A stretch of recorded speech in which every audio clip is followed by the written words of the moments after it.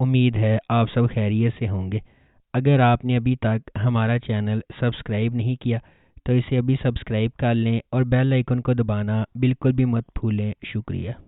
Number 11، prisoner.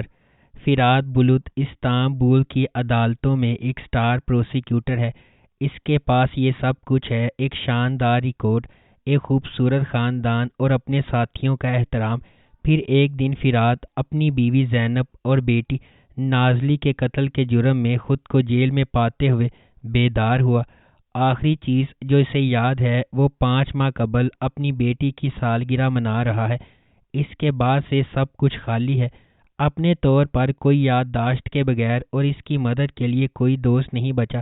فرات کو اپنے خاندان کے قتل کو جیل کی کوٹری کے اندر سے حل کرنے کی کوشش کرنی پڑے گی۔ Number 10، insider.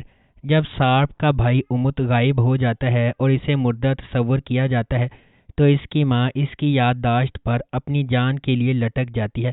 سارپ اپنے آپ کو کھونے کا ذمہ دار ٹھہراتا ہے اور اب بھی اس نقصان سے پریشان ہے۔ جس طرح سارپ نے پولیس اکیڈمی سے گریجویشن کرنی ہے، اسے مافیا سنڈیکیٹ میں نظر اندازی کا کام سونپا جاتا ہے جسے ہجوم کے باس جلال کاراباش نے چلا رکھا ہے۔ اسے یقین ہے کہ اپنے مشن میں کامیاب ہو کر وہ آخر کار اپنے دماغ اور روح میں سکون پا لے گا۔ Number 9، brave and beautiful. Jessore اپنے والد کی موت کا بدلہ لینے کے لیے ایک وسیع منصوبے کے ساتھ اپنے والد کے گاؤں واپس آتا ہے۔ صرف ایک چیز جس کے لیے اس نے منصوبہ بندی نہیں کی تھی وہ ہے سوہان، اس شخص کی بیٹی جس کے بارے میں اسے یقین ہے کہ وہ اس کے والد کے قتل کا ذمہ دار ہے۔ Number 8، sweet revenge. پیلن، ایک خوبصورت نوجوان لڑکی جس کی قسمت میں محبت نہیں ہے، آخر کار اپنے خوابوں کے آدمی سے شادی کرنے کا فیصلہ کرتی ہے۔ شادی کے دن اس کا منگیتر کے غائب ہونے کے بعد پیلن ایک بار پھر اکیلی ہے۔ اسے یقین ہونے لگتا ہے کہ وہ لعنتی ہے۔ اپنے ماضی سے پریشان پیلن کو ہائی اسکول کا ایک بچہ یاد آتا ہے۔ تانکوت ایک دل شکستہ نوجوان ہے جس نے پورے اسکول کے سامنے پیلن کے ہاتھوں ذلیل ہو کر اسکول چھوڑ دیا۔ وہ شیف بننے کے لیے بیرون ملک نئی زندگی شروع کرتا ہے۔ اپنا نیا ریسٹورنٹ کھولنے کے لیے ملک واپس آنے کے بعد تانکوت اب وہی ہارا ہوا بچہ نہیں رہا۔ پیلن کا خیال ہے کہ اگر وہ کسی طرح اس سے معافی مانگنے کے لیے ہاتھ پھیلاتی ہے تو اس کے لیے کالے جادو سے چھٹکارا پانے کا موقع مل سکتا ہے۔ نمبر 7، کارا آچ دستانی۔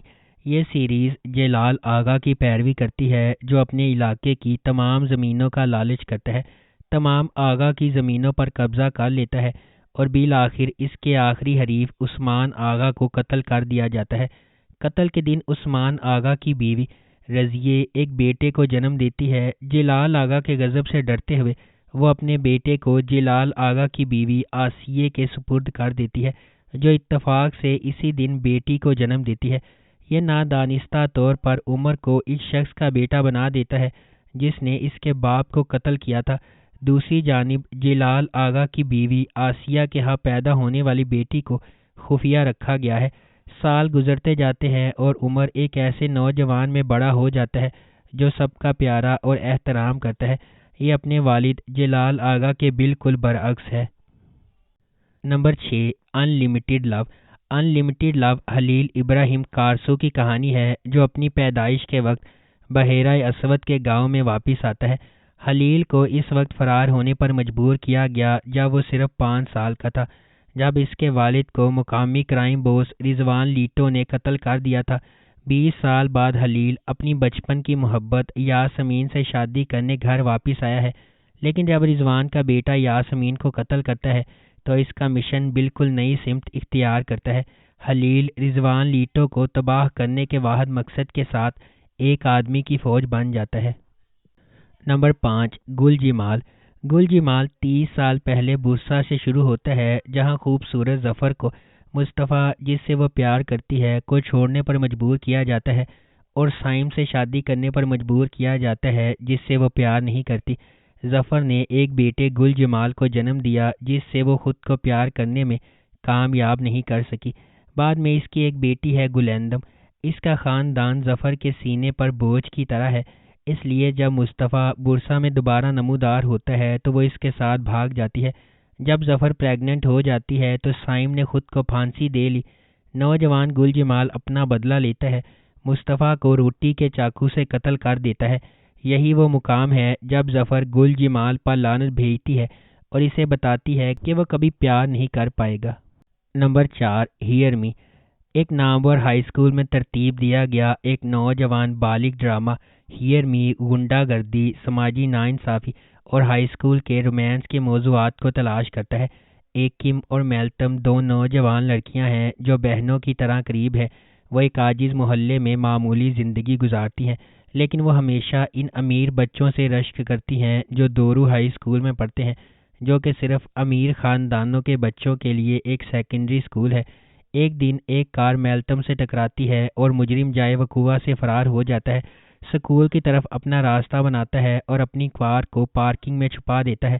جب یہ خبر پھیلتی ہے کہ اسکول کے کسی فرد کی وجہ سے ایک لڑکی اپنی باقی زندگی ویل چیئر پر گزارے گی تو پرنسپل نے بری خبر کو دفن کرنے کے لیے میلتم کے محلے کے 3 طالب علموں کو اسکالرشپ دینے کا فیصلہ کیا۔ Number 3، trap. ٹریپ 3 بہن بھائیوں ماہر، امت اور اومے کی کہانی سناتا ہے جن سے زندگی کے چشمے چھین لیے گئے تھے۔ کون برا، کون اصلی، کون جعلی، اس طرح کی ملی جلی دنیا میں 3 بہن بھائی امت، ماہر اور اومے جو ایک مشترکہ مقصد کے لیے اکٹھے ہوئے تھے، پتہ چلا کہ ان کے پاس وہ رشتہ نہیں ہے جو وہ سمجھتے تھے۔ دوسری طرف گنیش، گوین اور میتے بہن بھائی ہیں جن میں سے ہر ایک کا خیال تھا کہ ان کے والد کی منظوری اور ان کی آرام دہ زندگی ایک دوسرے سے زیادہ اہم ہے۔ امت جب وہ اس خاندان سے بدلہ لے رہا ہے جس سے وہ نفرت کرتا ہے، گنیش کی بدولت وہ اپنی زندگی کے سب سے بڑے تنازع سے گزرتا ہے، وہ لڑکی جسے وہ ہر گزرتے دن کے ساتھ اپنی زندگی کی محبت مانتا ہے۔ نمبر 2، لو، لاجک، ریونج۔ ایسرا نے ہمیشہ قسم کھائی کہ وہ اپنے والد جیسے آدمی سے کبھی شادی نہیں کرے گی، جس کی کاروباری ناکامیوں نے اس کے خاندان کو دیوالیہ کر دیا اور جوانی کے دوران اسے جدوجہد کرنا پڑی۔ پھر اس کی ملاقات اذان سے ہوئی جو سول سروس میں داخل ہونے والے ایک روشن نوجوان انجینئر تھے۔ دونوں نے شادی کی اور ایک آرام دہ مستحکم زندگی گزارنا شروع کر دی، جب تک کہ اذان نے اپنی کمپنی شروع کرنے کے لیے اپنی سرکاری ملازمت چھوڑ نہ دی۔ عنقریب ایسرا خاندان کو روا دوا رکھنے کے لیے 3 ملازمتیں شروع کر دیتی ہے، جبکہ اذان ایک دیوالیہ پن سے دوسری طرف اچھالا جا رہا ہے۔ بالآخر دونوں میں طلاق ہو جاتی ہے۔ Number 1، black board. اپنے ہائی اسکول کے سالوں کے دوران اپنے دوستوں کی طرف سے غنڈہ گردی کی وجہ سے اطلس کو اپنی ماں کے ساتھ اپنا آبائی شہر چھوڑنا پڑا۔ برسوں بعد وہ اپنی تعلیم مکمل کرتا ہے اور اپنے آبائی شہر میں اپنے سابقہ اسکول میں ریاضی کے استاد کے طور پر مقرر ہوتا ہے۔ کیا یہ اتفاق ہے؟ اطلس اور اس کے گنڈوں کے لیے حساب کا دن آ گیا ہے جو تقریباً اس کی موت کا سبب بنے، اور اس کے والد جنہوں نے ان تمام گنڈوں کو نظر انداز کر دیا جس سے وہ گزرا تھا، اور پھر ارمک ہے وہ لڑکی جس نے اس کا دل چرا لیا۔ اطلس کا راستہ آسان نہیں ہوگا۔ اگر آپ کو ہماری یہ ویڈیو پسند آئی ہے تو اسے لائک کریں، شیئر کریں اور ہمارے چینل کو سبسکرائب کرنا بالکل بھی مت بھولیں۔ شکریہ۔